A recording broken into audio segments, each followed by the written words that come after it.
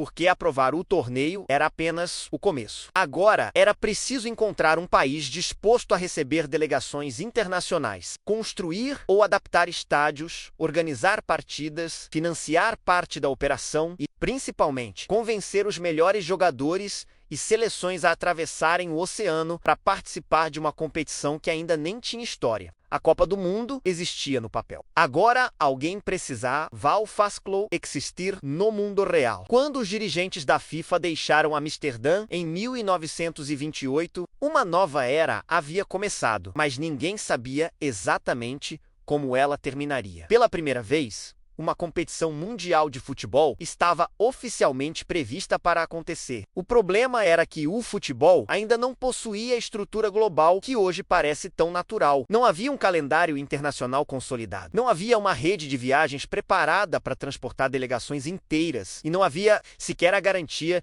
de que os grandes países europeus aceitariam participar. 6 nações apresentaram candidaturas para sediar aquele primeiro torneio: Itália, Hungria, Países Baixos, Espanha, Suécia e Uruguai. À primeira vista, os europeus pareciam possuir algumas vantagens óbvias. Afinal, grande parte da estrutura administrativa do futebol internacional estava concentrada na Europa, e viajar dentro do continente era muito mais simples do que atravessar milhares de quilômetros de oceano. Mas havia uma candidatura diferente de todas as outras. A candidatura uruguaia não estava baseada apenas em estádios ou localização geográfica. Ela carregava consigo uma história recente de sucesso esportivo. O Uruguai havia conquistado o ouro olímpico em 1924 e repetido o feito em 1928. Para muitos observadores, a pequena nação sul-americana já havia demonstrado dentro de campo que tinha condições de representar o futebol internacional em seu mais alto nível. Além disso, 1930 teria um significado especial para o país. O Uruguai celebraria o centenário de sua primeira Constituição, e o governo estava disposto a investir na construção de uma grande arena esportiva que pudesse simbolizar aquela celebração. Montevidéu queria receber o mundo, e havia ainda outro argumento decisivo. O Uruguai se comprometeu a ajudar a cobrir as despesas de viagem das delegações visitantes. Em uma época em que uma viagem intercontinental podia levar semanas, esse detalhe não era apenas uma gentileza. Era uma condição fundamental para tornar o torneio possível. A FIFA escolheu o Uruguai. E foi nesse instante que o maior problema da primeira Copa do Mundo começou: a distância. Hoje, quando pensamos em uma Copa do Mundo,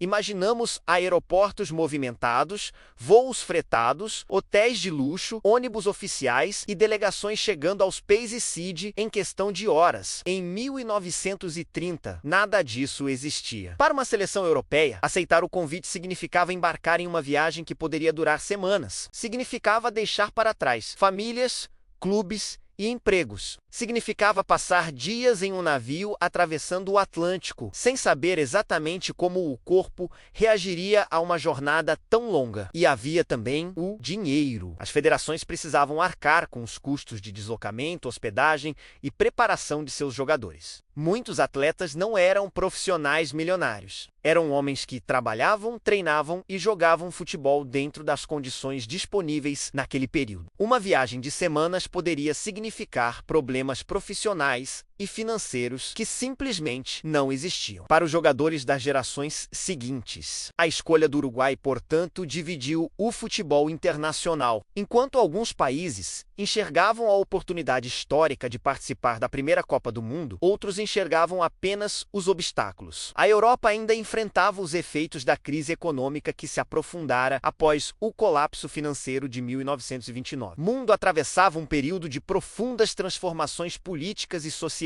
E, naquele cenário, pedir que jogadores e dirigentes cruzassem o Atlântico para disputar um torneio novo e sem qualquer garantia de sucesso parecia, para muitos, uma aposta arriscada demais. Poucas seleções europeias aceitaram o desafio. E foi nesse momento que Jules Rimet precisou fazer novamente aquilo que havia feito durante anos: convencer as pessoas. A França aceitou participar, a Bélgica também. também. A Romênia decidiu embarcar. A Iugoslávia seguiu seu próprio caminho. 4 seleções europeias finalmente se prepararam para atravessar o oceano. Mas a história de uma dessas delegações mostra exatamente o tamanho do desafio. Na Romênia, muitos jogadores trabalhavam para uma companhia petrolífera inglesa. A empresa não queria liberar os atletas durante o longo período necessário para a viagem e chegou a ameaçar seus empregos caso eles partissem. Foi então que o próprio rei Carol II interveio para garantir que os jogadores pudessem viajar. A seleção romena não estava apenas escolhendo participar de uma competição. Para alguns daqueles homens, estar na Copa significava literalmente enfrentar obstáculos que começavam muito antes de a bola rolar. E então surgiu outro detalhe que hoje parece quase inacreditável. Os jogadores precisam treinar em um navio. Não havia centros de treinamento modernos. Não havia academias sofisticadas, campos climatizados ou equipamentos preparados para manter uma seleção em condições ideais durante uma travessia de milhares de quilômetros. Os atletas precisavam encontrar maneiras improvisadas de continuar em forma enquanto o oceano se estendia por todos os lados. O futebol estava prestes a atravessar o Atlântico. E junto com ele, viajaria algo que naquele momento parecia apenas uma pequena taça dourada, mas aquele objeto carregava um significado que ninguém ainda conseguiu compreender completamente. Era o primeiro troféu da Copa do Mundo. Jules Rimet o levaria consigo e, enquanto o navio avançava lentamente em direção à América do Sul, aquela taça estaria atravessando o oceano pela primeira vez. O futebol ainda não sabia, mas estava começando uma tradição que sobreviveria a guerras, crises, mudanças políticas, revoluções tecnológicas e gerações inteiras de jogadores. A Copa do Mundo já havia sido aprovada. O país sede já havia sido escolhido. As seleções começaram a se reunir. Agora, faltava apenas uma coisa: chegar ao Uruguai. A primeira Copa do Mundo